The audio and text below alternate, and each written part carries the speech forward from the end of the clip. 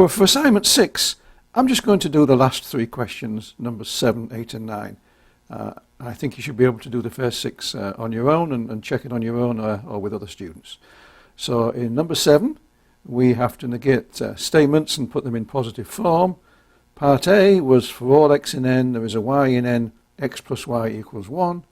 The negation for that is, and I think you'll get the same answer as I do if you get it right, there is an x in n, such for all y in n, x plus y is not equal to 1. You could have written that last part as not x plus y equals 1 if you like. That's equally correct. I've just used this way of writing it.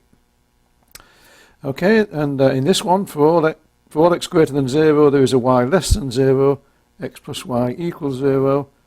The negation of that in positive form is there is an x greater than 0, and it's greater than 0. Okay. For all y less than 0, these don't change around. They stay the same way because these simply tell us what x's and y's we're looking at. And we get x plus y not equal to 0 here. Okay, for part C, there is an x such that for all epsilon greater than 0, negative epsilon less than x less than epsilon. And when you negate that, you get for all x, there is an epsilon greater than 0. And in this case, you're going to have to sort of split this into two. One of two if x is not between negative epsilon and plus epsilon, then either x is less than or equal to negative epsilon, or x is greater than or equal to epsilon. I didn't put parentheses around either of these. I mean, I could have done if I wanted to be ultra clear, but this takes precedence over the logical operations. Arithmetic expressions or inequalities and so forth take precedence over logical connectives, because these are connectives. They connect statements about mathematics. And this is a statement about mathematics, and that's a statement about mathematics. But if you wanted, you could have put parentheses around that, and you could have put parentheses around that. That would have been another way of doing it. Moving on to the last part, for all x in n, for all y in n, there's a z in n, x plus y equals z squared. We're not talking about whether these are true or whatever, we're just writing them down and negating them. So you get exist an x in n, exists a y in n, for all z in n, and I've just written this again, x plus y not equal to z squared. You could simply put a negation sign in front of that expression. Okay, well that's number 7. It's fairly straightforward. Let's move on to number 8. Question 8 is our old friend Abraham Lincoln, and this famous statement of his, or allegedly famous statement of his. And we need to negate that famous sentence. So let's let fxt mean you can fool person p at time t. And then his statement is this one. You can fool all of the people some of the time. There are some times when you can fool everybody. You can fool some of the people all of the time. So there are some people that can be fooled for at all times. But you cannot fool all of the people all of the time. Okay, let's just mechanically go through and negate that, looking at the formalism. And then we'll try to interpret the answer and express the answer in terms of English. Okay, so negate exists, it becomes for all. When it for all, it becomes exists. FPT becomes not FPT. Okay, conjunction becomes disjunction. Again, I'm not putting these in parentheses, and I'm not going to do it here because this is a whole. The quantifiers bind in, they're very tight binding, and then we have disjunction, conjunction here, and then disjunctions here. They're less tightly binding.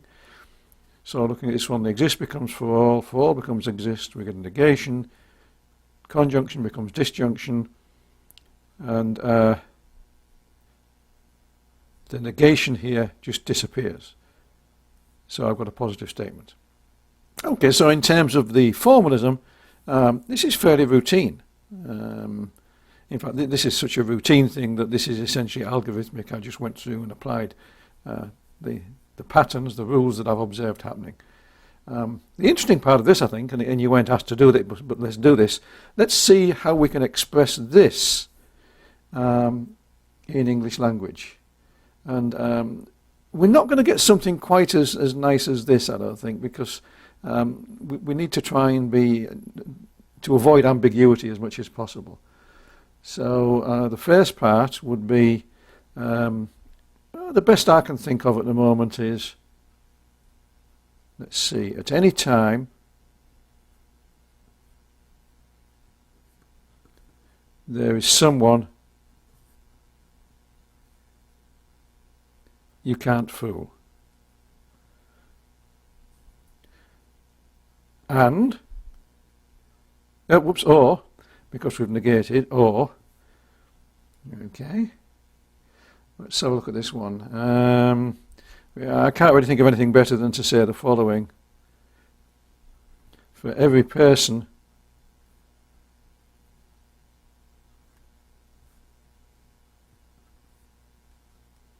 you can't always fool them.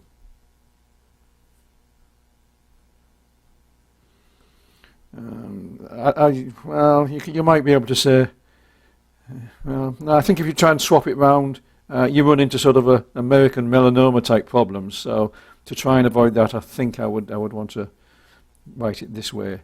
And then the final clause, well, that's easy, of course. That's just say, you can fool all the people all the time. Okay, I'm moderately happy with that. You might have different opinions on the best way to write them, but number 2 is a bit ugly, but I'm not sure we can make a better job of that one. Okay. In any case, we've negated the thing, and this was nice and clean. Okay, now let's look at number 9.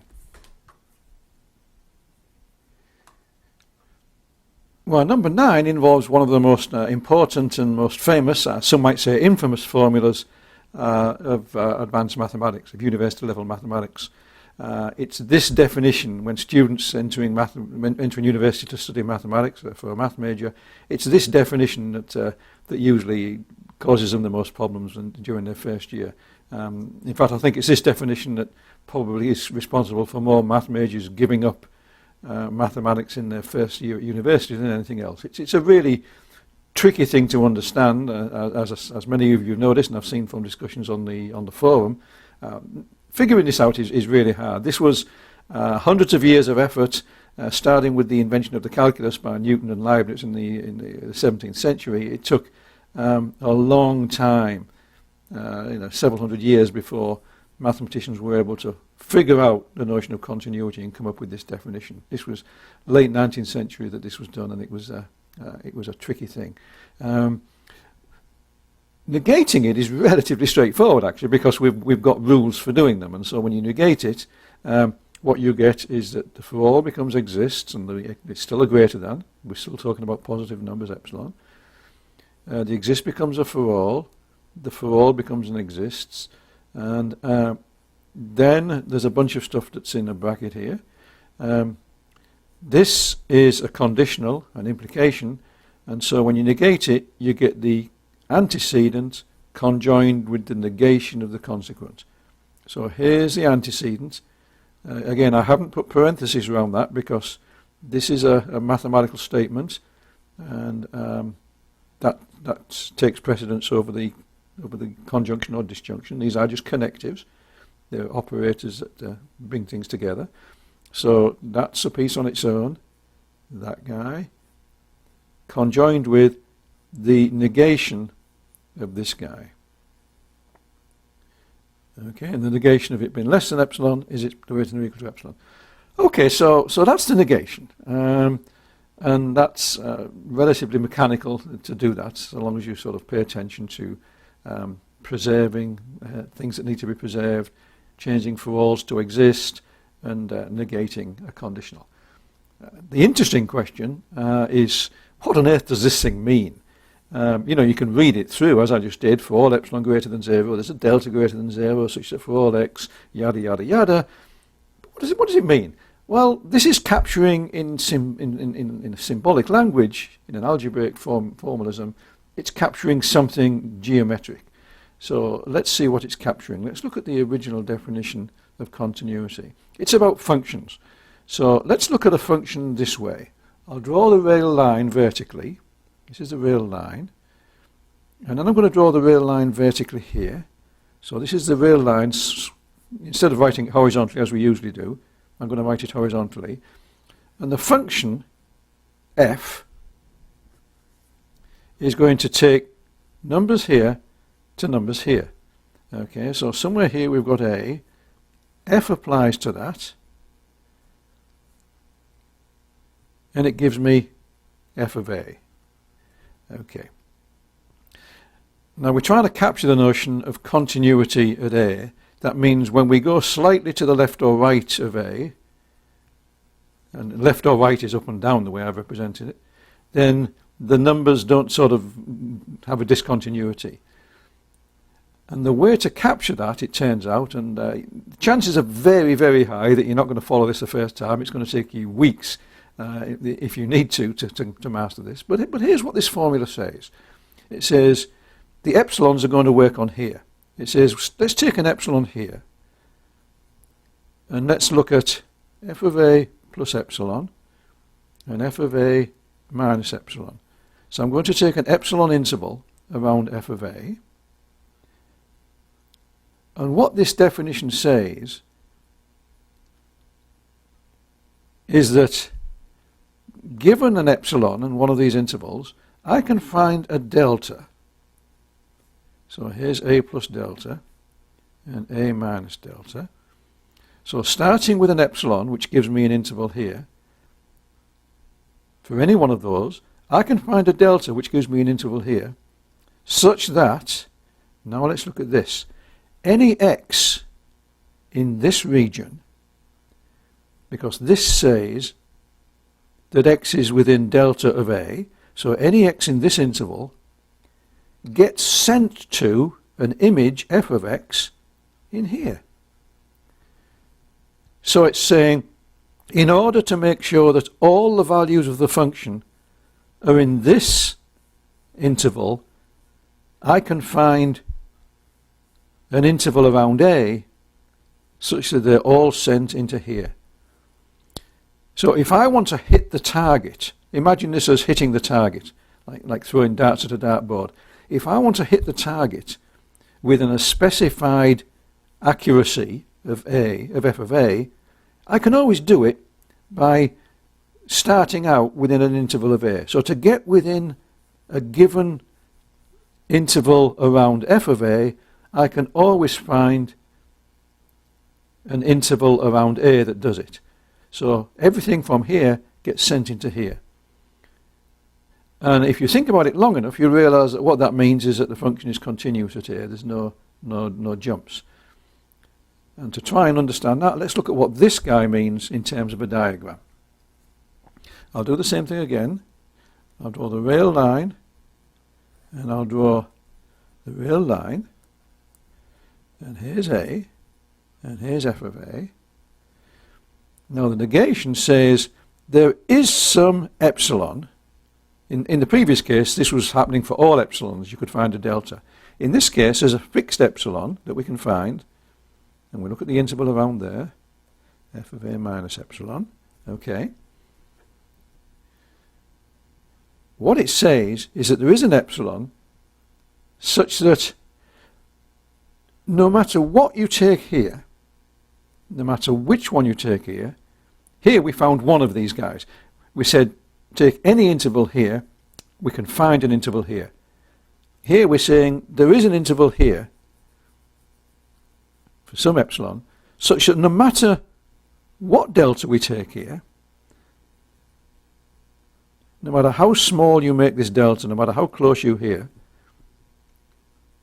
that was a point that gets sent to that, you can always find a point in here that gets sent outside of there.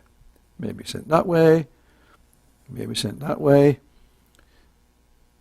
So there's some epsilon here that no matter what you do here, no matter how close you are to A, something gets sent out here. In other words, there are points really, really, really close to A that get sent outside this region. So there's no way that you can get all points in here. A gets sent to that, but arbitrarily close to A, there are points that get sent away. So there's a discontinuity, because only A gets sent close to A. When you get, well, some of the points may be, but no matter how close you get to A, you'll find points that are sent further away. So that's a discontinuity. Things jump. There's a sort of jump from there to things here or here. Now, the chances are high that if this is the first time you've seen this, that explanation is going to be hard to follow. This is really difficult to understand. This is extremely hard. And the goal of this course actually isn't for you to understand this. The goal of this course is to give you the machinery so that you're now able to take a whole semester course on real analysis during which you should be able to understand that. So I wouldn't worry too much if you can't understand this. The point is, if you could understand the first part and understand how to deal with the formalism, you now have the machinery you need to understand this very deep conceptual definition from within mathematics. Okay, and to have reached that stage in 4 weeks, I think is pretty remarkable. The hard part is to come, and for those of you that want to go on and study more mathematics, sooner or later, and hopefully sooner, you're going to need to master this definition and what it means. Okie dokie. Well, as far as we're concerned, we're done with this one.